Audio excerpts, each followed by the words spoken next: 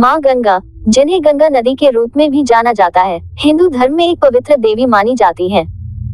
गंगा नदी का उद्गम उत्तराखंड के गंगोत्री हिमनद से होता है और यह भारत और बांग्लादेश में बहती है। कुल मिलाकर 2525 किलोमीटर की दूरी तय करती है।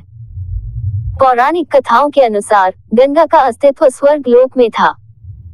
राजा भागीरथ ने अपने पूर्वजों की आत्माओं को मुक्त करने के लिए कठोर तपस्या की, जिसके फलस्वरूप गंगा को स्वर्ग से पृथ्वी पर लाया गया।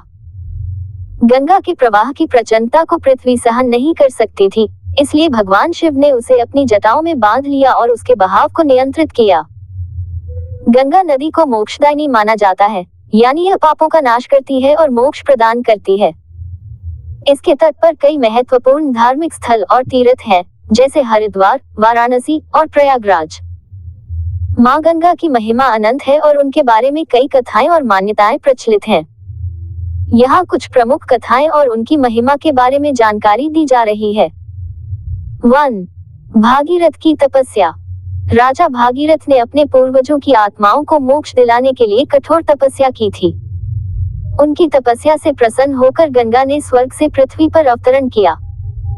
भगवान शिव ने गंगा के प्रचंड प्रवाह को अपनी जटाओं में बांधकर नियंत्रित किया, जिससे गंगा का प्रवाह पृथ्वी पर संभव हो सका। 2. गंगा का पवित्र जल। गंगा का जल पवित्र और शुद्ध माना जाता है। ऐसा कहा जाता है कि गंगा में स्नान करने से पापों का नाश होता है और मोक्ष की प्राप्ति होती है। गंगा जल का उपयोग हिंदू धार्मिक अनुष्ठानों में भी किया जाता है, जैसे कि पूजा, अभिषेक और अंतिम संस्कार। 3. गंगा दशहरा। गंगा दशहरा एक प्रमुख हिंदू त्योहार है जो गंगा के पृथ्वी पर अवतरण की स्मृति में मनाया जाता है। इस दिन गंगा में स्नान करने से विशेष पुण्य की प्राप्ति होती है।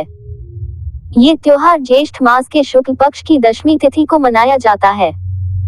4. गंगा के तट पर प्रमुख तीर्थ स्थल। गंगा के तट पर कई महत्वपूर्ण तीर्थ स्थल स्थित हैं, जैसे हरिद्वार, वाराणसी, प्रयागराज और गंगोत्री। इन स्थलों पर हर साल लाखों श्रद्धालु गंगा स्नान और पूजा अर्चना के लिए आते हैं। 5.